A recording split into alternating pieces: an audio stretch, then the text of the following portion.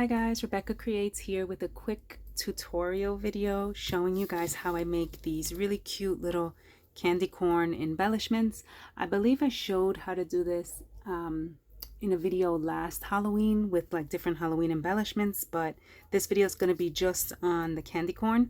So these are the ones I made last year when everything was like all pinks.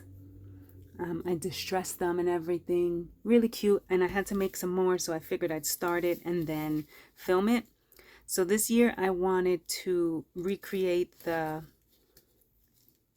orange, like pastel orange, pink and white that Frank Garcia did in the 31 collection. So anyway, to make these, all you need is your cardstock colors, a pair of scissors, right? And your dies or punches that are round. So I have some 110-pound cardstock that I picked up at Joann, and I picked up this set because it had this, like, these pastel colors. This 110 is pretty thick.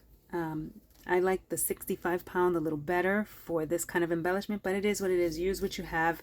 It's a good way to use up strips of scraps and stuff, and you could even do this with printed cardstock. It would probably look really cute actually with printed. I never tried it that way, but that's just an idea. So you get your cardstock strips and then either use some punches. So I had a 1/2 inch punch and a 1 inch punch, but I also had this cute little die set, and this set has a 2 inch circle, a 1.5 inch circle, and then a 3/4 inch circle. This is, I think, Spellbinders. Yeah, this is a Spellbinders die. It says PhD-004. So it's just a tiny little 3-piece set. And for this size, like the regular size, I used the 2 inch, the 1.5 inch, and then the 1 inch punch on top, right? But you could also do it in mini. These little mini ones were 1.5 inch, 1 inch, and then 1/2 inch. So that would give you this stack. So anyway, you'll understand it a little more once I show you what I did. So you punch out your circles, right? You have your bunch of circles in your different colors. You could even mix it up. It doesn't have to be layered exactly this way. You could make them fun and funky. So you get your base and you just kind of stack them up, right? So let's see, that's gonna go like that. This would be the middle of this one. So again, my stack was 2 inch, 1.5 inch, 1 inch for this size. And then for the little minis, I did 1.5 inch, 1 inch, 1/2 inch. And then you just, once you line them up, you just kind of glue them down, right? With some wet glue. Once you wet glue them, you have this. So you just have your little stack and it's all stuck together. So this is your base. Before you glue them, you could distress them if you want them to look like this. I love how they look when they're distressed, but that's just personal. You may like them, you know, they're just as cute not distressed, right? So you glue your circles down. You can do this in like procession lines. So I usually glue them, leave it, go on to the next one. So here I have a smaller one glued together, right? And then once they're dry, you basically go in with your scissors and do the cutting. So I'm gonna try to do it on camera. Hopefully I don't mess it up, but this is a stack that I've dried. And again, it's the 110-pound, so it's a little thick, but you could use a paper trimmer and get it perfect, but I just kind of eyeball it, like what is the middle. Wow, this is so thick to cut through. And again, it doesn't have to be perfect. Okay.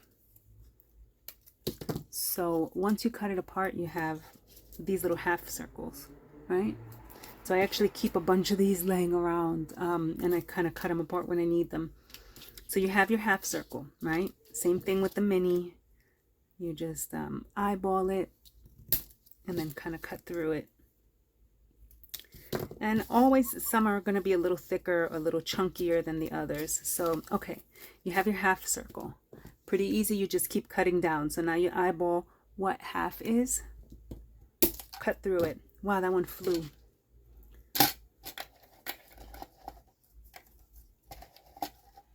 Okay, so now you have your quarters. So basically you cut your circle down into quarters, right? So now your circle is in quarters. These are definitely still too chunky. So you just go back in and kind of eyeball it again.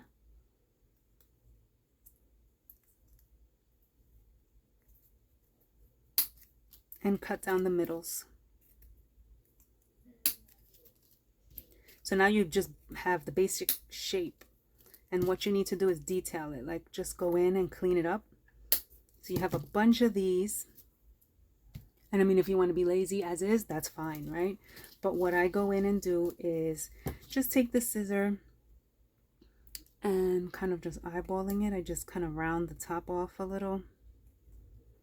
And then round off the little bottom edges. So that what you have is this shape now.